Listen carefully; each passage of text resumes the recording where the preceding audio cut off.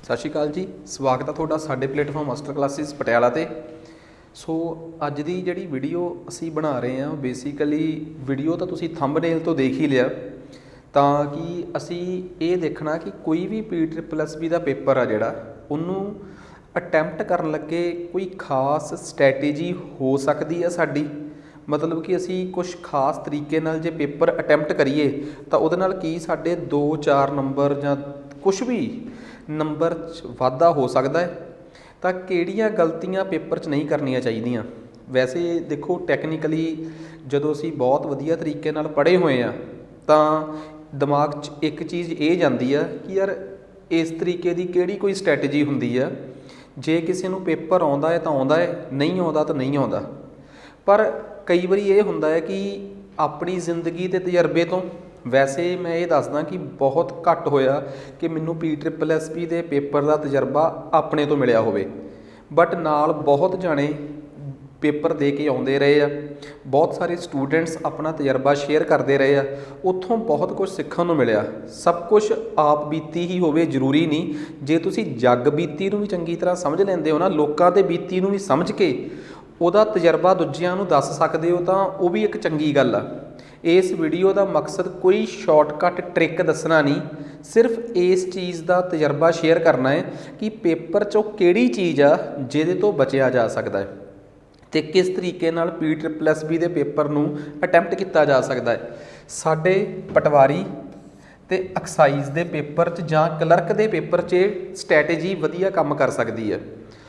देखो एक गल बड़ी क्लीयर आ, जो तुसी PSSB का पेपर दोगे जां कोई भी पेपर देन पटवारी के पेपर, एक्साइज के पेपर चाहे क्लर्क के पेपर च पाओगे तो तुसी मन के चलो कि जिहड़े भी 100 जां 150 सवाल थोड़े पेपर च आउणे आ, उहदे च एक बड़ा बेसिक जिहा कॉन्सैप्ट आ कि उस पेपर दे विच तुहानूं 2 तरीके के सवाल मिलणगे। जिमें मैं दसदा कि 2 तरीके के सवाल किवें, जे तो तुसी सबजैक्ट वाइज देखो तो पंजाबी दे तुहानूं उहदे च 13 सवाल मिलने आ, ठीक है। कंप्यूटर दे तुहानूं उहदे च 9 सवाल मिलने आ, ते पंजाब दे तुहानूं उहदे च पंजाबी ते पंजाब दे तुहानूं मन लो कि 16 सवाल मिलने आ। वो 12 भी रह सकते हैं तो 18 भी हो सकते हैं, कोई गारंटी नहीं इन्हां दी। वैसे जे 16 कहे तो 16 तो थल्ले ही रहणगे। तो कुछ आपां नूं मन लो कि कुछ 35 सवालों का ग्रुप बनता, 35 तो 40 दे विच बनदे आ ये सवाल। 3 प्रकार के सवाल जिहड़े आ ना जी, इन्हां दी गिणती बनती है 35 तो 40। इन्हां 35 तो 40 सवालों ते एक चीज़ बहुत खास ढुकदी है। कोई कहूगा सर ये गल जे तुसीं 5 दिन पहलां दसदे तो ज़्यादा वधिया सीगा, क्योंकि असीं इस चीज़ लई थोड़ा जिहा टाइम चाहिदा सी। कोई प्रॉब्लम नहीं। देखो असल च की हुंदा है कि ये सवाल जिहड़े 35 तो 40 आ, इन्हां च कंप्यूटर दे पंजाबी दे सवाल ते पंजाब दे सवाल कित्थों आउंदे आ, वो ज़्यादातर तुसीं नोटिस करो कि तुसीं ये अपने ते ला के देखियो। जिहड़ा जिहड़ा बंदा पेपर दिंदा जां जिहनूं तजर्बा है वो मेरी गल नूं समझ लूगा कि तुसीं कंप्यूटर दे जिहड़े 9 सवाल आउंदे आ, जे तां तुसीं वो सवाल किते पहलां देखिआ है जां उस कंसैप्ट तो वाकफ हो तो तुसीं कढ लैंदे हो। पर जे वो सवाल तुहाडे वास्ते नवां है तो तुसीं बहुत ज़्यादा चांस आ गलती करन दे। सेम कहानी जे पंजाबी दे विच कोई ये कह लो काल दे विच जां किरिया चों कोई टिपिकल सवाल आ गया, ठीक है, तो असीं उहदे च ट्रैप च फस जाने आ। ਇਹਦਾ मतलब ये होया सेम पंजाब नाल रिलेटिड, जे पंजाब नाल रिलेटिड श्री गुरु हरगोबिंद साहिब दियां 3 लड़ाइयां बार नूं दे के ये पुछ 4 लड़ाइयां दे के ये पुछ लिया कि इस ईस्वी च किहड़ी लड़ाई होई सी, तो तुसीं ट्रैप च फस सकते हो क्योंकि तुसीं उहनूं चंगी तरह नहीं पढ़िया होऊगा। इट मीनस इन्हां 3 सबजैक्टां ते एक फार्मूला चलदा है जिहड़ा सब तो बैस्ट आ कि तुसीं वध तो वध इन्हां दे सवाल करके जाने हुंदे आ, क्योंकि वध तो वध सवाल करके जाओ तो तुहानूं पेपर च बहुत फायदा होऊगा। एक तो पहला तो दूजा तीसरा सबजैक्ट मिल के 50 नंबर वाले पेपर चों बचा देणगे तुहानूं, ते एक ये इत्थे 35-40 नंबर के पेपर चों तुहानूं बाकियां तो अगे लै जाणगे। हुण तुसीं कदे भी देखो मैं पंजाब GK पढ़ाउणा, पर जे मैं ये कही जावां ना कि मेरे पढ़ाए पंजाब GK चों तुहानूं सारे सवाल मिल जाणगे, ये उदों तक तो ठीक है गल जदों तक किसी इहो जे पेपर तुसीं कंपीटीशन कर रहे हो जिथे 600-700 पोस्टां है। एक्साइज ते आके तो मैं ये कहना कि मेरे पढ़ाई चों भावें तुहानूं 16 चों 12 सवाल ही मिलन, ਪਰ ਤੁਹਾਡੇ 16 ਚੋਂ 16 ਠੀਕ ਹੋਣੇ ਚਾਹੀਦੇ ਆ। ਜੇ ਮੇਰੇ ਪੜ੍ਹਾਏ ਚੋਂ 12 ਜਾਂ 13 ਹੀ ਠੀਕ ਹੋਏ, 3 ਵੀ ਰਹਿ ਗਏ ਤੇ ਉਹਨਾਂ ਕਰਕੇ ਤੁਹਾਡੀ ਮੈਰਿਟ ਤੇ ਫਰਕ ਪੈ ਗਿਆ, ਤਾਂ ਮੇਰੇ ਪੜ੍ਹਾਏ 16 ਚੋਂ 14 ਸਵਾਲ ਵੀ ਕਿਸੇ ਕੰਮ ਦੇ ਨਹੀਂ ਤੁਹਾਡੇ। ਇਸ ਕਰਕੇ ਆ 3 ਸਬਜੈਕਟਾਂ ਨਾਲ ਰਿਲੇਟਡ ਤੁਸੀਂ ਇੱਕ ਫਾਰਮੂਲਾ ਅਡੋਪਟ ਕਰ ਲਓ ਕਿ ਕੰਪਿਊਟਰ ਦੇ ਜਿੰਨੇ ਵੱਧ ਤੋਂ ਵੱਧ ਸਵਾਲ ਤੁਸੀਂ ਦੇਖ ਕੇ ਜਾਓ, ਵੱਧ ਤੋਂ ਵੱਧ, ਕਿਉਂਕਿ ਜਿਹੜਾ ਸਵਾਲ ਤੁਸੀਂ ਦੇਖ ਕੇ ਜਾਓਗੇ ਤੇ ਉਹ ਪੇਪਰ 'ਚ ਆ ਗਿਆ ਤਾਂ ਸਮਝ ਲਓ ਕਿ ਤੁਸੀਂ ਉੱਥੇ ਟਿਕ ਲਾ ਦੋਗੇ। ਕਦੇ ਵੀ ਤੁਹਾਨੂੰ ਕੋਈ ਕਹੇ ਕਿ ਫਲਾਣੇ ਕਿਸੇ ਬੰਦੇ ਨੇ ਪ੍ਰੀਵੀਅਸ ਈਅਰ ਦੇ ਕੁਐਸਚਨਸ ਇਕੱਠੇ ਕੀਤੇ ਹੋਏ ਆ ਵੀ ਪੜ੍ਹ ਲਓ, ਕਿਉਂਕਿ ਜੇ ਤੁਹਾਨੂੰ ਇੱਕ ਵਾਰ ਥਿਊਰੀ ਸਮਝ ਆਈ ਹੋਈ ਆ ਤਾਂ ਤੁਹਾਨੂੰ ਉਹਦੇ ਨਾਲ ਸੰਬੰਧਿਤ MCQs ਬਹੁਤ ਜ਼ਿਆਦਾ ਪੜ੍ਹਨੇ 'ਚ ਕੋਈ ਦਿੱਕਤ ਨਹੀਂ। ਇਸ ਕਰਕੇ ਜੇ ਇਸ ਪੇਪਰ 'ਚ ਕੱਜ ਰਹਿ ਗਿਆ ਤਾਂ ਅਗਲਾ ਐਕਸਾਈਜ਼ ਦਾ, ਅਗਲਾ ਕਲਰਕ ਦਾ, ਇਹਨਾਂ 3 ਸਬਜੈਕਟਾਂ ਨਾਲ ਸੰਬੰਧਿਤ ਇੱਕ ਫਾਰਮੂਲਾ ਅਡੋਪਟ ਕਰ ਲਿਓ। ਜਿੰਨੇ ਵੱਧ ਤੋਂ ਵੱਧ ਸਵਾਲ ਪੜ੍ਹ ਸਕਦੇ ਹੋ ਉਨੇ ਵੱਧ ਤੋਂ ਵੱਧ ਸਵਾਲ ਕਰਨੇ ਆ, ਜਿੰਨੇ ਵੱਧ ਤੋਂ ਵੱਧ MCQs ਕਰ ਸਕਦੇ ਹੋ। ਤੁਸੀਂ ਕਹੋਗੇ ਸਰ ਤੁਸੀਂ ਤਾਂ ਸਾਨੂੰ GK ਵਾਸਤੇ ਵੀ ਕਦੇ ਨਹੀਂ ਕਹੂੰਗਾ, GK ਬਹੁਤ ਵੱਡੀ ਚੀਜ਼ ਆ, ਉਹਦੇ ਕਿੰਨੇ ਕੁ MCQs ਪੜ੍ਹ ਲੋਗੇ ਯਾਰ, ਇਹ ਤਾਂ ਸਬਜੈਕਟ ਮੁੱਠੀ ਜੇ ਤਾਂ ਸਬਜੈਕਟ ਆ। ਤੇ ਇਹਨਾਂ ਦੇ ਜੇ 35-40 ਨੰਬਰਾਂ ਵਾਸਤੇ ਤੁਸੀਂ ਵੱਧ ਤੋਂ ਵੱਧ ਸਵਾਲ ਪੜ੍ਹ ਲਏ ਤਾਂ ਤੁਸੀਂ ਬਾਕੀਆਂ ਨੂੰ ਤੋਂ 2 ਜਾਂ 3 ਨੰਬਰ ਅੱਗੇ ਚਲੇ ਜਾਓਗੇ। ਇਹ ਤਾਂ ਪੇਪਰ ਤੋਂ ਪਹਿਲਾਂ ਕੀ ਕਰਨਾ ਹੈ, ਤੇ ਪੇਪਰ 'ਚ ਜਾ ਕੇ ਸਭ ਤੋਂ ਪਹਿਲਾਂ ਆਹੀ 3 ਸਬਜੈਕਟ ਕਰਨੇ ਆ।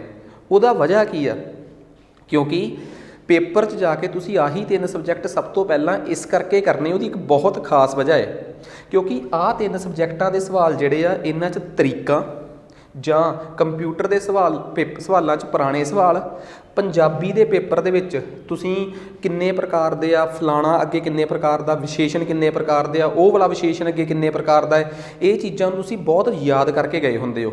ਕਿਉਂਕਿ ਸਾਨੂੰ ਪਤਾ ਹੈ ਕਿ ਪੰਜਾਬੀ ਆ, ਅਸੀਂ 2 ਹਫ਼ਤਿਆਂ 'ਚ ਉਹਨੂੰ 2-3 ਵਾਰ ਰਿਵਾਈਜ਼ ਕਰਕੇ ਰੱਟਾ ਮਾਰਿਆ ਹੁੰਦਾ ਹੈ। ਅਤੇ ਤੁਹਾਨੂੰ ਪਤਾ ਹੈ ਕਿ ਜੇ ਤੁਹਾਡਾ ਮੈਥ ਦਾ ਜਾਂ ਰੀਜ਼ਨਿੰਗ ਦਾ ਇੱਕ ਵੀ ਸਵਾਲ ਅਟਕ ਗਿਆ ਮੰਨ ਲਓ, ਤਾਂ ਤੁਹਾਡੇ ਦਿਮਾਗ 'ਚੋਂ ਇੱਕ ਟੈਨਸ਼ਨ ਪੈਦਾ ਹੋ ਜਾਂਦੀ ਹੈ। ਅਤੇ ਟੈਨਸ਼ਨ 'ਚ ਸਭ ਤੋਂ ਪਹਿਲਾਂ ਪਤਾ ਤੁਸੀਂ ਕਿਹੜੀਆਂ ਚੀਜ਼ਾਂ ਭੁੱਲਦੇ ਹੋ ਜਿਹੜੀਆਂ ਯਾਦ ਕੀਤੀਆਂ ਹੁੰਦੀਆਂ। ਅਤੇ 3 ਸਬਜੈਕਟ ਅਸੀਂ ਬਹੁਤ ਯਾਦ ਕਰਕੇ ਜਾਂਦੇ ਹਾਂ। ਅਸੀਂ YouTube 'ਤੇ ਕਿੰਨੀਆਂ ਮੈਰਾਥਨਾਂ ਲਾ ਕੇ ਜਾਂਦੇ ਹਾਂ, ਪੰਜਾਬ ਦੀਆਂ, ਕੰਪਿਊਟਰ ਦੀਆਂ ਅਤੇ ਪੰਜਾਬੀ ਦੀਆਂ। ਮੋਸਟਲੀ ਅਸੀਂ ਇਹ 3 ਸਬਜੈਕਟ ਯਾਦ ਹੀ ਕਰਕੇ ਜਾਂਦੇ ਹਾਂ। ਠੀਕ ਆ, ਸਾਨੂੰ ਸਮਝਾਉਣ ਵਾਲੇ ਨੇ ਚੰਗੀ ਸ਼ਿੱਦਤ ਨਾਲ ਸਮਝਾਏ ਵੀ ਹੁੰਦੇ ਆ, ਪਰ ਫਿਰ ਵੀ ਅਸੀਂ ਬਹੁਤ ਜ਼ਿਆਦਾ ਰਿਲਾਈ ਵੱਧ ਤੋਂ ਵੱਧ ਸਵਾਲਾਂ 'ਤੇ ਕਰਦੇ, ਅਤੇ ਕਰਨਾ ਵੀ ਚਾਹੀਦਾ। ਅਤੇ ਜਦੋਂ ਜੇ ਤੁਹਾਡੇ ਪੇਪਰ 'ਚ ਕੋਈ ਟੈਨਸ਼ਨ ਆ ਗਈ ਜਾਂ ਕੋਈ ਸਵਾਲ ਫਸ ਗਿਆ ਜਾਂ ਕਿਸੇ ਟਰੈਪ 'ਚ ਫਸ ਗਏ, ਤਾਂ ਸਭ ਤੋਂ ਪਹਿਲਾਂ ਇਹ 3 ਸਵਾਲਾਂ ਦੇ ਜਵਾਬ ਤੁਹਾਡੇ ਦਿਮਾਗ 'ਚੋਂ ਨਿਕਲਣ 'ਚ ਸਭ ਤੋਂ ਮੂਹਰੇ ਹੁੰਦੇ ਆ। ਸਭ ਤੋਂ ਵੱਧ ਸੰਭਾਵਨਾ ਕਿ ਇਹ ਭੁੱਲੋਗੇ। ਕਿਉਂ ਨਾ ਭੁੱਲਣ ਤੋਂ ਪਹਿਲਾਂ ਹੀ ਜਲਦੀ ਇਹਨਾਂ ਸਵਾਲਾਂ 'ਤੇ ਟਿਕ ਲਾ ਲਈਏ। ਸੋ ਸਭ ਤੋਂ ਪਹਿਲਾਂ ਪੰਜਾਬੀ, ਕੰਪਿਊਟਰ ਅਤੇ ਪੰਜਾਬ ਦੇ ਸਵਾਲਾਂ 'ਤੇ ਜਿੰਨੀ ਜਲਦੀ ਟਿਕ ਲੱਗ ਸਕਦੀ ਆ। ਅਤੇ ਇੱਕ ਗੱਲ ਯਾਦ ਰੱਖਿਓ, ਕਿਸੇ ਵੀ ਔਖੇ ਸਵਾਲ ਨੂੰ ਸ਼ੁਰੂ 'ਚ ਦੇਖਣ ਤੋਂ ਬਚੋ, ਕਿਉਂਕਿ ਉਸ ਔਖੇ ਸਵਾਲ ਨੂੰ ਦੇਖਿਆ ਨਿਕਲਣਾ ਨਹੀਂ, ਟੈਨਸ਼ਨ ਕ੍ਰੀਏਟ ਹੋਣੀ ਆ, ਅਤੇ ਤੁਸੀਂ ਉਹ ਚੀਜ਼ਾਂ ਵੀ ਭੁੱਲ ਜਾਣੀਆਂ ਜਿਹੜੀਆਂ ਆਉਂਦੀਆਂ।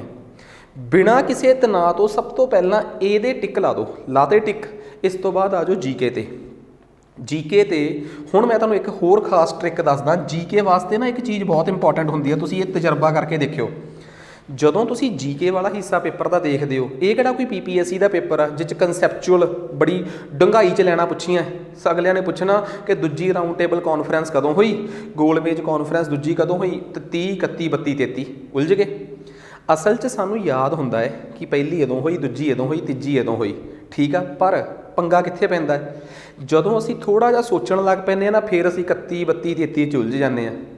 ਇਸ ਕਰਕੇ ਜਿਹੜੇ ਸਵਾਲ 'ਤੇ ਤੁਸੀਂ ਉਲਝ ਸਕਦੇ ਹੋ, ਮੇਰੀ ਇੱਕ ਸਲਾਹ ਮੰਨੋ, ਜਿਹੜੀ ਚੀਜ਼ ਤੁਹਾਡੇ ਦਿਮਾਗ 'ਚ ਪਹਿਲੀ ਵਾਰ 'ਚ ਆਈ ਨਾ, ਉਹਨੂੰ ਤੁਸੀਂ ਟਿਕ ਕਰ ਦੋਗੇ ਤਾਂ ਬਹੁਤ ਜ਼ਿਆਦਾ ਫਾਇਦੇ 'ਚ ਰਹੋਗੇ। ਜੇ ਤੁਸੀਂ ਜਿਹੜੀ ਚੀਜ਼ ਤੁਹਾਡੇ ਦਿਮਾਗ 'ਚ ਪਹਿਲਾਂ ਆਈ ਆ, ਜੇ ਤੁਸੀਂ ਉਸ ਚੀਜ਼ ਨੂੰ ਟਿਕ ਕਰਤਾ ਤਾਂ ਸਮਝ ਲਓ ਤੁਸੀਂ ਬਹੁਤ ਫਾਇਦੇ 'ਚ ਹੋ। ਅਦਰਵਾਈਜ਼ ਜੇ ਤੁਸੀਂ ਉਸ ਚੀਜ਼ 'ਚ ਡਾਊਟ ਕ੍ਰੀਏਟ ਕਰ ਲਈ ਨਾ, ਤਾਂ ਤੁਸੀਂ ਟਰੈਪ 'ਚ ਹੀ ਫਸੋਗੇ। ਉਸ ਤੋਂ ਬਾਅਦ ਉਸ ਡਾਊਟ 'ਚੋਂ ਤੁਸੀਂ ਨਿਕਲ ਹੀ ਨਹੀਂ ਪਾਉਣਾ। ਸੋ ਇੱਕ ਗੱਲ ਹੋਰ, GK ਦੇ ਜਿਹੜੇ ਸਵਾਲ ਆ, ਪੰਜਾਬ ਨੂੰ ਛੱਡ ਕੇ, ਪੰਜਾਬ ਤਾਂ ਤੁਸੀਂ ਪਹਿਲਾਂ ਹੀ ਜੋ ਆਉਂਦਾ ਸੀ ਕਰ ਲਿਆ ਪਹਿਲਾਂ ਹੀ। GK ਦੇ ਸਵਾਲਾਂ ਦੇ ਵਿੱਚ ਜਿਹੜੇ ਸਵਾਲ ਤੁਹਾਡੇ ਪਹਿਲੀ ਸੱਟੇ ਨਿਕਲ ਗਏ, ਉਹਨਾਂ ਨੂੰ ਪਹਿਲੀ ਵਾਰ 'ਚ ਅਟੈਂਪਟ ਮਾਰ ਲਓ। ਫਿਰ ਉਹਨਾਂ 'ਤੇ ਦੋ ਚਿੱਤੀ 'ਚ ਨਾ ਜਾਇਓ, ਕਿਉਂਕਿ ਜੇ ਤੁਸੀਂ ਦੋ ਚਿੱਤੀ 'ਚ ਜਾਣ ਲੱਗ ਪਏ ਤਾਂ ਬਹੁਤ ਵੱਡੀ ਪ੍ਰੋਬਲਮ 'ਚ ਆ ਜਾਓਗੇ। ਕਿਉਂਕਿ ਅਕਸਰ ਅਸੀਂ ਪੇਪਰ ਦੇਖਦੇ ਹਾਂ, ਨਾਈਲੈਟ ਦੇ ਤਾਂ ਸਪੈਸ਼ਲੀ, ਸਾਰੀਆਂ ਏਜੰਸੀਆਂ 'ਚ ਹੀ ਐਵੇਂ ਹੁੰਦਾ, ਪਰ ਨਾਈਲੈਟ ਦੇ ਪੇਪਰ ਸਪੈਸ਼ਲੀ ਕਿ ਝੰਡਾ ਸੱਤਿਆਗ੍ਰਹਿ ਨਾਗਪੁਰ ਵਾਲਾ ਕਿਹੜੇ ਸਾਲ ਹੋਇਆ, 22, 23, 24 ਕਿ 25। याद हुंदा पर फिर भी भुल जाते हैं। जे यही सवाल PPSC च आऊगा तो इन्ना सौखा जिहा करके कंसैप्चुअली आऊगा कि जिहदा कंसैप्ट क्लीयर आ कढ लूगा। उहदे च तां सवाल ही एवें बनदा कि साइमन कमीशन, नागपुर दा झंडा सत्याग्रह ते गांधी दा अंदोलन दसो करनौलजी च पहलां किहड़े होए, बंदा उही आइडिया ला लैंदा। पर PSSB दे पेपरां नूं मैं औखे मनदा क्योंकि इहदे च एग्जैक्ट साल पता होना चाहिए, वो भी एग्जैक्टली। ਅੱਖਾਂ ਬੰਦ ਕਰਕੇ ਸੋਚੋ ਕਿ ਜਦੋਂ ਅਸੀਂ ਪੜ੍ਹਿਆ ਸੀ ਤਾਂ ਉੱਥੇ ਸਾਲ ਕਿਹੜਾ ਲਿਖਿਆ ਸੀ, ਬਸ ਟਿਕ ਲਾ ਦਿਓ। ਕਿਉਂਕਿ ਬਾਹਲਾ ਜ਼ਿਆਦਾ ਸੋਚ ਕੇ ਤੁਸੀਂ ਕਰੋਗੇ ਕੀ, ਸੋਚ ਕੇ ਕੀ ਯਾਦ ਆ ਜਾਊਗਾ, ਬਸ ਇੱਥੇ ਕਲਪਨਾ ਬਹੁਤ, ਇਮੈਜੀਨੇਸ਼ਨ ਬਹੁਤ ਵੱਡਾ ਰੋਲ ਅਦਾ ਕਰਦੀ ਆ। ਸੋ ਕਦੇ ਵੀ ਜੇ ਤੁਸੀਂ ਸੋਚਣ ਲੱਗ ਪਏ ਕਿ 22 ਕਿ 23 ਕਿ 24 ਕਨਫਿਊਜ਼ ਹੋ ਗਏ, ਉਲਝ ਗਏ ਤੁਸੀਂ, ਤਾਂ ਤੁਹਾਡਾ ਤਾਂ ਸਿਸਟਮ ਹਿੱਲ ਜੂਗਾ ਸਾਰਾ। ਫਿਰ ਤੁਸੀਂ ਕਦੇ ਵੀ GK ਦੇ ਸਵਾਲਾਂ 'ਚ ਸਭ ਤੋਂ ਵੱਧ ਨੰਬਰ ਘਟਾਓਗੇ। ਸੋ GK ਦੇ ਸਵਾਲਾਂ 'ਚ ਪਹਿਲੀ ਵਾਰ 'ਚ ਕੋਸ਼ਿਸ਼ ਕੀ ਕਰਨੀ ਆ ਕਿ ਜਿਹੜੇ ਸਵਾਲ ਪਹਿਲੀ ਸੱਟੇ ਨਿਕਲਦੇ ਆ, ਪਹਿਲੀ ਪਟੇ 'ਚ ਚੜ੍ਹਦੇ ਆ, ਉਹਨਾਂ ਨੂੰ ਪਹਿਲੀ ਵਾਰ 'ਚ ਕਰ ਲਓ। ਉਸ ਤੋਂ ਬਾਅਦ ਦੂਸਰੀ ਵਾਰ 'ਚ 2 ਚਿੱਤੀ ਵਾਲੇ ਸਵਾਲ ਕਰੋ ਤੇ ਸਾਰੇ ਕਰੋ। ਜਿਹੜੇ ਸਵਾਲਾਂ 'ਚ 2 ਚਿੱਤੀ ਆ ਪਰ ਸੁਣੇ ਹੋਏ ਆ, ਜੇ ਇਹੋ ਜਿਹੇ 10 ਸਵਾਲ ਵੀ ਆ ਤੇ 10 ਨੂੰ ਕਰਤਾ ਤੇ 5 ਵੀ ਠੀਕ ਹੋ ਗਏ, ਕਿਉਂਕਿ 2 ਚਿੱਤੀ ਵਾਲੇ ਸਵਾਲਾਂ ਦੀ ਇੱਕ ਪ੍ਰੋਬੇਬਿਲਿਟੀ ਹੁੰਦੀ ਆ ਕਿ ਉਹਨਾਂ 'ਚੋਂ ਅੱਧੇ ਤਾਂ ਠੀਕ ਹੋ ਹੀ ਜਾਂਦੇ ਆ ਕਿਉਂਕਿ ਉਹ 2 ਚਿੱਤੀ ਕਰਕੇ ਗਲਤ ਆ। ਤੇ ਜੇ 5 ਵੀ ਠੀਕ ਹੋ ਗਏ ਤਾਂ ਉਹਨੂੰ ਬੈਨੀਫਿਟ ਦੇਣਗੇ। ਕਿਹੜੇ ਸਵਾਲਾਂ 'ਤੇ ਤੁੱਕਾ ਕਦੇ ਨਹੀਂ ਮਾਰੀਦਾ ਜਿਨ੍ਹਾਂ ਬਾਰੇ ਕਦੀ ਸੁਣਿਆ ਵੀ ਨਹੀਂ। ਜਿਹੜਾ ਬੱਚਾ ਪੇਪਰ 'ਚ ਇਹ ਸੋਚ ਕੇ ਜਾਂਦਾ ਕਿ ਜੇ ਮੈਂ ਸਾਰੇ ਸਵਾਲਾਂ ਨੂੰ ਮੈਨੂੰ ਨਹੀਂ ਆਉਂਦੇ, ਮੈਂ ਤੁੱਕੇ ਮਾਰਦਾ, ਉਹਦੇ ਨਾਲ ਕੁਛ ਨੰਬਰ ਤਾਂ ਵਧਣਗੇ। ਇਹ ਤਜਰਬਾ ਏ ਕਿ ਉਹਦੇ 'ਚੋਂ ਹਮੇਸ਼ਾ ਉਸ ਹਿੱਸੇ 'ਚੋਂ ਹਮੇਸ਼ਾ ਨੈਗੇਟਿਵ ਮਾਰਕਿੰਗ ਹੁੰਦੀ ਹੈ। ਜਿਹੜਾ ਡਾਊਟਫੁੱਲ ਸਵਾਲਾਂ 'ਤੇ ਤੁੱਕੇ ਮਾਰਦਾ ਹੈ, ਡਾਊਟਫੁੱਲ ਉਹ ਜਿੱਥੇ ਸਾਨੂੰ ਕਿਸੇ ਦੋਆਂ 'ਚ ਡਾਊਟ ਆ, ਉਹਦੇ ਸਾਰੇ ਤੁੱਕੇ ਸਹੀ ਜਾਂਦੇ ਆ। ਵਜ੍ਹਾ 10 'ਚੋਂ ਜੇ 5 ਵੀ ਚੱਲ ਗਏ ਤਾਂ 5 ਨੰਬਰ ਪਲੱਸ 'ਚ ਤੇ 2.5 ਨੰਬਰ ਕੱਟੇ ਗਏ, ਨੈਟ ਫਿਰ ਵੀ ਉਹ 2.5 ਨੰਬਰ ਦੇ ਪ੍ਰੋਫਿਟ 'ਚ ਆ। 2 ਚਿੱਤੀ ਵਾਲਿਆਂ 'ਚ ਤੁੱਕਾ ਮਾਰਿਓ। ਜਿਹੜੇ ਬਿਲਕੁਲ ਨਹੀਂ ਆਉਂਦੇ ਇਹ ਨਾ ਸੋਚਿਓ ਕਿ ਜੇ ਮੈਨੂੰ 4 ਸਵਾਲ ਬਿਲਕੁਲ ਨਹੀਂ ਆਉਂਦੇ, ਮੈਂ 4 'ਤੇ ਤੁੱਕਾ ਮਾਰਦਾ, 1 ਚੱਲ ਜੂਗਾ ਬਾਕੀ। ਉੱਥੇ ਹਮੇਸ਼ਾ ਹੀ ਨੈਗੇਟਿਵ ਹੋਏ ਆ ਨੰਬਰ ਬੱਚਿਆਂ ਦੇ। ਸੋ ਕਿੱਥੇ ਤੁੱਕਾ ਮਾਰਨਾ ਹੈ ਤੇ ਕਿੱਥੇ ਤੁੱਕਾ ਨਹੀਂ ਮਾਰਨਾ ਮੈਂ ਉਹ ਵੀ ਦੱਸਦਾ। GK ਦੂਜੇ ਨੰਬਰ 'ਤੇ ਕਰਨੀ ਆ ਇਹਦੇ ਤੋਂ ਬਾਅਦ, ਇਹਨਾਂ ਸਬਜੈਕਟਾਂ ਤੋਂ ਬਾਅਦ। ਤੇ GK 'ਚ ਵੀ ਪਹਿਲੀ ਸੱਟੇ ਉਹ ਸਵਾਲ ਕੱਢ ਲੈਣੇ ਆ ਜਿਹੜਾ ਜਿੱਥੇ ਤਰੀਕਾ ਹੈ। ਤੁਸੀਂ ਆਪ ਸੋਚ ਕੇ ਦੇਖੋ, ਤਰੀਕਾ ਨੂੰ ਲੈ ਕੇ ਤੁਸੀਂ ਕੀ ਸੋਚ ਲੋਗੇ। ਇਟ ਮੀਨਸ ਪਹਿਲੀ ਵਾਰੀ ਜਿਹੜੀ ਤਰੀਕ ਤੁਹਾਡੇ ਦਿਲ 'ਚ ਆਈ, ਇਟ ਮੀਨਸ ਉਹ ਕਿਤੇ ਤੁਹਾਡੇ ਅਨਕੌਂਸ਼ੀਅਸ ਮਾਈਂਡ 'ਚ ਪਈ ਸੀਗੀ, ਉਹ ਤਾਂ ਤੁਹਾਨੂੰ ਰਿਫਲੈਕਟ ਹੋਈ ਆ। ਲਾ ਦਿਓ ਟਿਕ ਉੱਥੇ, ਕਹਾਣੀ ਖਤਮ। ਫਿਰ ਆ ਜਾਓ, ਸੇਮ ਕਹਾਣੀ ਕਰੰਟ ਅਫੇਅਰਸ ਨਾਲ ਰਿਲੇਟਡ ਆ। ਤੁਸੀਂ ਬਹੁਤ ਅਕੈਡਮੀਆਂ ਦੇ YouTube 'ਤੇ ਕਰੰਟ ਅਫੇਅਰ, ਕਈ ਤਾਂ ਇਹੋ ਜਿਹੇ ਹੋਣਗੇ ਜਿਹੜੇ ਸਵੇਰੇ ਕਿਸੇ ਦੇ ਕਰੰਟ ਅਫੇਅਰ ਮੈਰਾਥਨ ਚੱਲ ਰਹੀ ਹੋਊਗੀ 1-2 ਦਿਨ ਪੁਰਾਣੀ, ਉਹਦੇ 'ਚੋਂ ਹੀ ਕਿਸੇ ਦਾ ਕਰੰਟ ਅਫੇਅਰ ਯਾਦ ਆ ਜਾਊਗਾ ਕਿ ਫਲਾਣਾ ਕੱਪ ਕਿੰਨੇ ਜਿੱਤਿਆ ਹੈ, ਬਸ ਟਿਕ ਲਾ ਦਿਓ। ਇਹੋ ਜਿਹੇ ਸਵਾਲਾਂ 'ਤੇ ਫੈਸਲਾ, ਜਿੱਥੇ ਤੁਹਾਨੂੰ ਡਾਊਟ ਆ ਨਾ ਕਿ ਇਹ ਸਵਾਲ ਤੁਸੀਂ ਇੱਕ ਅੱਧੀ ਵਾਰੀ ਕਿਸੇ YouTube ਵਾਲੇ ਤੋਂ ਸੁਣਿਆ ਸੀ ਜਾਂ ਕਿਸੇ ਤੋਂ ਵੀ ਆਪਣੇ ਲੈਕਚਰ ਵਾਲੇ ਤੋਂ ਸੁਣਿਆ ਸੀ, ਉੱਥੇ ਜ਼ਿਆਦਾ ਸਟ੍ਰੈਸ ਨਾ ਦਿਓ। ਕਿਉਂਕਿ ਉੱਥੇ ਜ਼ਿਆਦਾ ਸਟ੍ਰੈਸ ਤਾਂ ਦਈਏ ਜੇ ਕਿਸੇ ਚੀਜ਼ 'ਚੋਂ ਸਮਝਦਾਰੀ ਨਾਲ ਕੁਝ ਕੱਢਣਾ ਹੋਵੇ। ਤੁਸੀਂ ਤਾਂ ਬਸ ਇੱਥੋਂ ਹੀ ਫੀਲ ਕੀਤਾ ਕਿ ਇਹ ਮੈਨੂੰ ਫਲਾਣੇ ਸਰ ਨੇ, ਫਲਾਣੇ YouTube ਚੈਨਲ ਵਾਲੇ ਸਰ ਨੇ ਫਲਾਣੀ ਜਗ੍ਹਾ 'ਤੇ ਬੋਲਿਆ ਸੀ, ਲਾ ਦਿਓ ਟਿਕ। ਸੁਣੀਆਂ ਹੋਈਆਂ ਚੀਜ਼ਾਂ ਜਿਹੜੀਆਂ ਨੇ, ਜਦੋਂ ਉਹੋ ਜਿਹੀ ਕੋਈ ਚੀਜ਼ ਪੇਪਰ 'ਚ ਆ ਜੇ, ਉਹਦਾ ਜਵਾਬ ਲਾਉਣਾ ਹੋਵੇ, ਫਿਰ ਦਿਮਾਗ ਤੋਂ ਨਹੀਂ ਕੰਮ ਲਈਦਾ। ਅੱਖਾਂ ਬੰਦ ਕਰਕੇ ਆਪਣੇ ਅਨਕੌਂਸ਼ੀਅਸ ਮਾਈਂਡ 'ਚ ਜਿਹੜਾ ਡੈਡ ਪਿਆ ਦਿਮਾਗ ਆ, ਉਹਦੇ 'ਚ ਸੋਚੋ ਕਿ ਕੀ ਸੁਣਿਆ ਸੀ। ਜਿਹੜਾ ਨਾਮ ਸੁਣਿਆ ਸੀ ਟਿਕ ਲਾ ਦਿਓ। ਦੂਜੇ ਨਾਮ ਪੜ੍ਹ ਕੇ ਵੀ ਕਨਫਿਊਜ਼ਨ ਹੋਊਗੀ ਕਿਉਂਕਿ ਲੱਗੂਗਾ ਕਿ ਯਾਰ ਆਹ ਸੁਣਿਆ ਹੋਣਾ। ਸੋ ਇਹੋ ਜਿਹੇ ਸਵਾਲ ਕਦੀ ਨਹੀਂ ਛੱਡੀ ਦੇ ਤੇ ਆਪਣੇ ਦਿਮਾਗ 'ਚੋਂ ਕੋਸ਼ਿਸ਼ ਕਰੀਦੀ ਹੈ। ਇਹ ਜਿਹੜੀਆਂ ਵੀ ਸਥਿਤੀਆਂ ਮੈਂ ਤੁਹਾਨੂੰ ਦੱਸੀਆਂ ਨਾ, ਇਹ ਸਿਰਫ ਇੱਕੋ ਟਾਈਪ ਦੇ ਸਟੂਡੈਂਟ ਹੀ ਕਰ ਸਕਦੇ ਆ ਜਿਹੜੇ ਪੇਪਰ 'ਚ ਨਹੀਂ ਘਬਰਾ ਰਹੇ। ਜਿਹੜਾ ਤੁਹਾਡੇ 'ਚੋਂ ਪੇਪਰ 'ਚ ਘਬਰਾ ਗਿਆ, ਸਮਝ ਲਓ ਕਿ ਉਹ ਗਿਆ। ਬਸ ਪਹਿਲੀ ਗੱਲ ਤਾਂ ਯਾਦ ਰੱਖਿਓ, ਪੇਪਰ 'ਚ ਘਬਰਾਉਣਾ ਬਿਲਕੁਲ ਨਹੀਂ। ਜੇ ਉਹ ਔਖਾ ਹੈ ਨਾ ਤਾਂ ਸਭ ਲਈ ਔਖਾ ਹੈ, ਤੇ ਜੇ ਸੌਖਾ ਹੈ ਤਾਂ ਸਭ ਲਈ ਸੌਖਾ ਹੈ। ਤੁਸੀਂ ਪਹਿਲਾਂ ਡਾਟਾ ਸਰਚ ਕਰਕੇ ਇਹ ਦੇਖੋ, ਪਿਛਲੀ ਵਾਰ ਜਿਹੜੇ ਕਲੈਰੀਕਲ 'ਚ ਲੱਗਿਆ ਕਿੰਨੇ ਨੰਬਰ ਵਾਲਾ 120 'ਚੋਂ ਲੱਗ ਗਿਆ ਕਲਰਕ। ਮੈਂ ਕਲੈਰੀਕਲ ਦੇ ਪੇਪਰ ਨਾਲ ਕੰਪੈਰੀਜ਼ਨ ਕਿਉਂ ਕਰ ਰਿਹਾ, ਕਿਉਂਕਿ ਉਹੀ ਪੇਪਰ ਨਾਈਲੇਟ ਨੇ ਲਿਆ। 120 'ਚੋਂ ਉਹਨੂੰ 100 ਨਾਲ ਡਿਵਾਈਡ ਕਰਕੇ ਦੇਖਿਓ ਕਿ ਕਿੰਨੇ % ਵਾਲਾ ਕਲਰਕ ਲੱਗ ਗਿਆ। ਇਹਦਾ ਮਤਲਬ ਇਹ ਆ ਕਿ ਜਦੋਂ ਪੇਪਰ ਫੈਕਚੁਅਲ ਵੀ ਆਉਂਦਾ ਨਾ, ਤੁਸੀਂ ਉਹਨਾਂ ਬੱਚਿਆਂ ਨੂੰ ਪੁੱਛੋ ਕਿ ਆਪਣੀ OMR ਸ਼ੀਟ ਦਿਖਾਓ ਕਿ ਤੁਹਾਡੇ ਪਿਛਲੀ ਵਾਰ ਕਲਰਕ ਦੇ ਪੇਪਰ 'ਚੋਂ GK 'ਚੋਂ ਕਿੰਨੇ ਸਵਾਲ ਗਲਤ ਆ, ਜੇਲ੍ਹ ਵਾਰਡਰ 'ਚੋਂ ਕਿੰਨੇ ਸਵਾਲ ਗਲਤ ਆ। ਉਹ 'ਚ ਜੇਲ੍ਹ ਵਾਰਡਰ ਕਿਉਂਕਿ ਪੇਪਰ ਨਾਈਲੇਟ ਨੇ ਲਏ ਸੀ, ਫੈਕਚੁਅਲ ਹੋਣ ਕਰਕੇ ਇਹਨਾਂ 'ਚ ਬਹੁਤ ਬੱਚੇ ਗਲਤੀਆਂ ਕਰਦੇ ਆ। ਸੋ ਗਲਤੀਆਂ ਤੋਂ ਕਿਵੇਂ ਬਚਿਆ ਜਾ ਸਕਦਾ ਹੈ, ਕਿਉਂਕਿ ਇਹ ਸਵਾਲ ਫੈਕਟ ਬੇਸਡ ਆ ਤੇ ਫੈਕਟ ਤੁਹਾਨੂੰ ਸਿਰਫ ਯਾਦ ਹੁੰਦਾ ਹੈ, ਉੱਥੇ ਦਿਮਾਗ ਕੁਛ ਨਹੀਂ ਲੱਗਣਾ। ਕੁਛ ਕੁ ਸਵਾਲ ਇਹੋ ਜਿਹੇ ਹੁੰਦੇ ਜਿਨ੍ਹਾਂ ਨੂੰ ਲੈ ਕੇ ਤੁਸੀਂ ਫੁੱਲ ਗਰੰਟੀ 'ਚ ਹੁੰਦੇ ਹੋ, ਕੁਛ ਇਹੋ ਜਿਹੇ ਹੁੰਦੇ ਆ ਜਿਨ੍ਹਾਂ ਦੇ ਜਵਾਬ ਤੁਹਾਡੇ ਅਨਕੌਂਸ਼ੀਅਸ ਮਾਈਂਡ 'ਚ ਪਏ ਆ। ਇਹ ਦੱਸਦਾ ਤੁਹਾਨੂੰ ਮੈਂ ਸੋਲਿਊਸ਼ਨ। ਰੀਜ਼ਨਿੰਗ ਹਰ ਇੱਕ ਉਸ ਬੱਚੇ ਦੀ ਨਿਕਲ ਜਾਣੀ ਆ ਜਿਹਨੂੰ ਆਉਂਦੀ ਆ, ਤੇ ਜਿਹੜਾ ਨਾ ਘਬਰਾਇਆ, ਸੱਚ ਜਿਹੜਾ ਨਹੀਂ ਘਬਰਾਇਆ, ਇੰਨੀ ਕੁ ਰੀਜ਼ਨਿੰਗ ਹਰ ਕੋਈ ਕਰਕੇ ਜਾਂਦਾ। ਸਭ ਨੂੰ ਪਤਾ ਹੁੰਦਾ ਕਿ ਜੇ ਮੈਂ ਉਲਝ ਗਿਆ ਤਾਂ ਮੈਂ ਪੇਪਰ 'ਚ ਫੋਟੋ ਬਣਾ ਕੇ ਨਾ ਇੱਧਰ ਦੀ ਪਿਛਲੇ ਪਾਸੇ ਥਾਣੀ ਦੇਖ ਲੂੰਗਾ ਮਿਰਰ ਇਮੇਜ, ਉਹਨੂੰ ਪਲਟਾ ਦੂੰਗਾ ਵਾਟਰ ਇਮੇਜ। ਇੰਨਾ ਕੁ ਦਿਮਾਗ ਉੱਥੇ ਸਾਰੇ ਲਾ ਲੈਂਦੇ ਆ, ਪਰ ਲਾਉਂਦਾ ਸਿਰਫ ਉਹੀ ਹੈ ਜਿਹੜਾ ਘਬਰਾਇਆ ਨਹੀਂ ਹੋਇਆ। ਬਹੁਤ ਗੌਰ ਨਾਲ ਸੁਣਿਓ ਮੇਰੀ ਗੱਲ, ਜਿਹੜਾ ਘਬਰਾਇਆ ਨਹੀਂ ਹੋਇਆ। ਗੱਲ ਕਰਦੇ ਹਾਂ ਮੈਥ ਦੀ। ਮੈਥ 'ਚ ਇੱਕ ਗੱਲ ਬੜੀ ਕਲੀਅਰ ਆ, ਮੈਂ ਬਹੁਤ ਮੇਰੇ ਆਪਣੇ ਖਾਸ ਮਿੱਤਰ ਤੋਂ ਇੱਕ ਤਜਰਬਾ ਉਹ ਮੇਰੇ ਨਾਲ ਹਮੇਸ਼ਾ ਸ਼ੇਅਰ ਕਰਦਾ ਹੁੰਦਾ ਕਿ PSSB ਦੇ ਪੇਪਰ 'ਚ ਮੈਨੂੰ ਹਮੇਸ਼ਾ ਕਹਿੰਦਾ ਕਿ ਯਾਰ ਮੈਥ ਮੈਂ ਦੇਖਿਆ ਸਾਰੇ ਸਵਾਲ ਨਿਕਲਣ ਵਾਲੇ ਹੁੰਦੇ ਆ ਪੇਪਰ 'ਚ। ਜੇ 12-13 ਸਵਾਲ ਪੇਪਰ 'ਚ ਮੈਥ ਦੇ ਆਏ ਆ ਨਾ, ਤਾਂ 13 ਚੋਂ 12 ਤਾਂ ਕਹਿੰਦਾ ਨਿਕਲ ਜਾਂਦੇ ਆ। ਮੈਂ ਕਿਹਾ ਇਹ ਤਾਂ ਕੋਈ ਵੱਡੀ ਗੱਲ ਨਹੀਂ, ਕੋਈ ਖਾਸ ਗੱਲ ਦੱਸ ਮੈਨੂੰ। ਕਹਿੰਦਾ 13 ਚੋਂ ਜੇ 12 ਨਿਕਲ ਜਾਂਦੇ ਆ ਨਾ, ਤੇ 12 ਚੋਂ ਜੇ 6 ਸਿੱਧੇ ਪਾਸਿਓਂ ਨਿਕਲੇ ਤਾਂ 6 ਪੁੱਠੇ ਨਿਕਲ ਜਾਂਦੇ ਆ। ਮੈਨੂੰ ਨਹੀਂ ਗੱਲ ਸਮਝ ਆਈ ਕਿ ਪੁੱਠੇ ਪਾਸਿਓਂ ਸਵਾਲ ਕਿਵੇਂ ਨਿਕਲਦਾ। ਤਾਂ ਉਹਨੇ ਇੱਕ ਐਗਜ਼ਾਮਪਲ ਐਵੇਂ ਦੀ ਦਿੱਤੀ, ਕਹਿੰਦਾ ਮੰਨ ਲਾ ਯਾਰ ਜੇ ਪੇਪਰ 'ਚ ਐਵੇਂ ਦਾ ਸਵਾਲ ਆ ਜੇ ਕਿ a - b ਬਰਾਬਰ ਹੈ 2, a the power 4 ਬਟੇ b the power 4 ਬਰਾਬਰ ਹੈ 17, ਠੀਕ ਆ। ਤਾਂ ਕਹਿੰਦਾ ਜੇ ਆਪਾਂ ਨੂੰ ਐਵੇਂ ਦਾ ਸਵਾਲ ਆ ਜੇ ਕਿ a³ + b³ - a² × b + 2ab² ਕੱਢੋ, ਬੰਦਾ ਉਲਝ ਸਕਦਾ ਕਿ ਆਹ ਕਿਵੇਂ ਕੱਢੀਏ ਸਵਾਲ।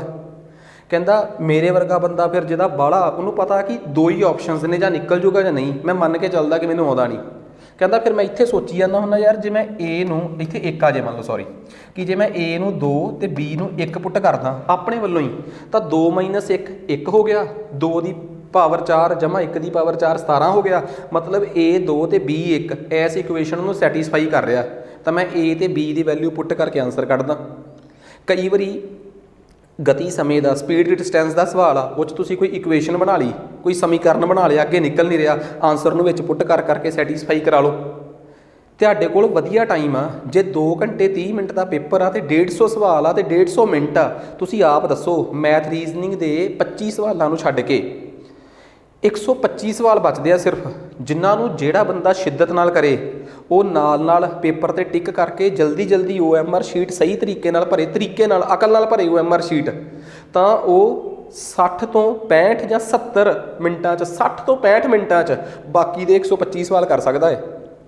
ਪੇਪਰ A ਵਾਲੇ ਵੀ ਤੇ ਬਾਕੀ ਵੀ ਸਾਰੇ। ਤਾਂ ਉਹਦੇ ਕੋਲ ਪੂਰਾ 1 ਘੰਟਾ ਤਾਂ ਬਚਦਾ ਹੀ ਬਚਦਾ ਹੈ। 1 ਘੰਟਾ ਤਾਂ ਘੱਟੋ ਘੱਟ ਬਚ ਸਕਦਾ ਹੈ। ਜੇ 2.5 ਘੰਟੇ ਦਾ ਪੇਪਰ ਵੀ ਆ ਤੇ 90 ਮਿੰਟ ਵੀ ਲਾ ਲੇ, ਤਾਂ 1 ਘੰਟੇ 'ਚ ਤੁਸੀਂ ਮੈਥ ਰੀਜ਼ਨਿੰਗ ਦੇ ਸਵਾਲ ਕਰਨੇ ਆ। 1 ਘੰਟੇ 'ਚ ਮੈਥ ਰੀਜ਼ਨਿੰਗ ਦੇ ਸਵਾਲ ਕਰਨ ਦਾ ਮਤਲਬ ਇਹ ਆ ਕਿ ਰੀਜ਼ਨਿੰਗ ਦੇ ਕੁਝ ਸਵਾਲ ਤਾਂ ਨਿਕਲ ਜਾਂਦੇ ਆ। ਵੈਸੇ ਵੀ 2 ਮਿੰਟ 'ਚ ਇੱਕ ਸਵਾਲ ਕੱਢਣਾ ਕੋਈ ਔਖੀ ਗੱਲ ਨਹੀਂ ਹੁੰਦੀ, ਇਹ ਤਾਂ ਤੁਸੀਂ ਸਭ ਜਾਣਦੇ ਹੋ, ਠੀਕ ਆ। 2 ਤੋਂ ਵੀ ਕੀ 2.5 ਮਿੰਟ ਵੀ ਮਿਲ ਜਾਣਗੇ।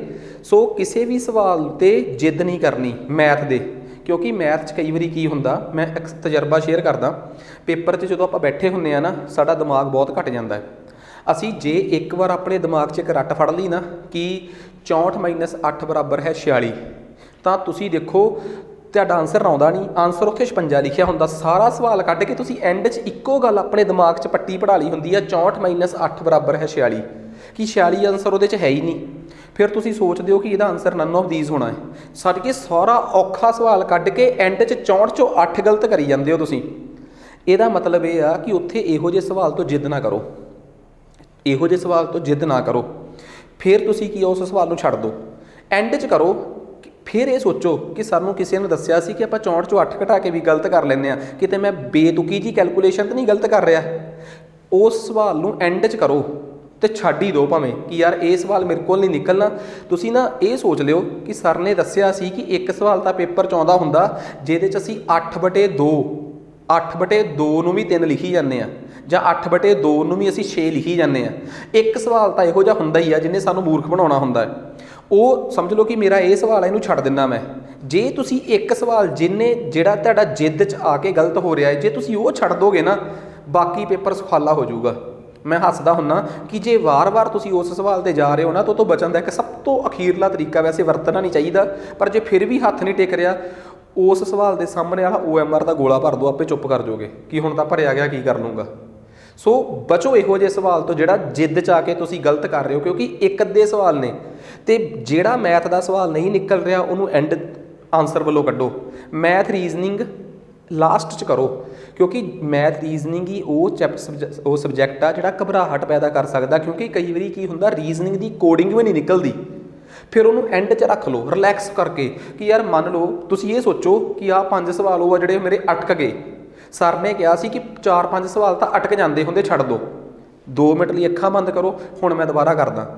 ਜਦੋਂ ਤੁਸੀਂ ਇਹ ਸੋਚ ਕੇ ਦੁਬਾਰਾ ਕੀਤਾ ਨਾ ਕਿ ਤੁਸੀਂ ਆਪਣੇ ਆਪ ਨੂੰ ਸਾਰੇ ਨੂੰ ਉਹ ਕਰ ਲਿਆ, ਮਤਲਬ ਕਿ ਰਿਵਾਈਵ ਸ਼ਟ ਡਾਊਨ ਕਰਕੇ ਦੁਬਾਰਾ ਆਪਣਾ ਦਿਮਾਗ ਚਲਾਇਆ, ਤਾਂ ਉਹੀ ਪਜ਼ਲ ਅਤੇ ਉਹੀ ਤੁਹਾਡੀ ਕੋਡਿੰਗ ਡਿਕੋਡਿੰਗ ਅਤੇ ਉਹੀ ਤੁਹਾਡਾ ਰੀਜ਼ਨਿੰਗ ਦਾ ਸਵਾਲ ਜਿਹੜਾ ਹੁੰਦਾ ਸੀਰੀਜ਼ ਫਟ ਨਿਕਲ ਜਾਂਦੀ ਹੈ।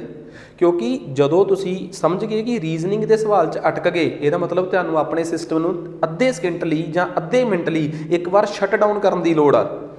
ਇਹ ਸਭ ਕੁਛ ਪੇਪਰ ਦੇ ਲਾਸਟ ਹਿੱਸੇ 'ਚ ਕਰੀਦਾ ਹੈ, ਅਤੇ ਜਦੋਂ ਤੁਹਾਡਾ ਪੇਪਰ ਲਾਸਟ 'ਚ ਹੋਵੇ ਤਾਂ ਬਸ ਤੁਸੀਂ ਮੈਥ ਰੀਜ਼ਨਿੰਗ ਦੇ ਉਹ ਸਵਾਲ ਕਰਦੇ ਹੋਵੋ ਜਿਹੜੇ ਤੁਹਾਨੂੰ ਪਤਾ ਹੈ ਕਿ ਪਛਤਾਉਣ ਦਾ ਕੋਈ ਮਤਲਬ ਹੀ ਨਹੀਂ, ਕਿਉਂਕਿ ਨਿਕਲ ਹੀ ਨਹੀਂ ਸੀ ਰਹੇ।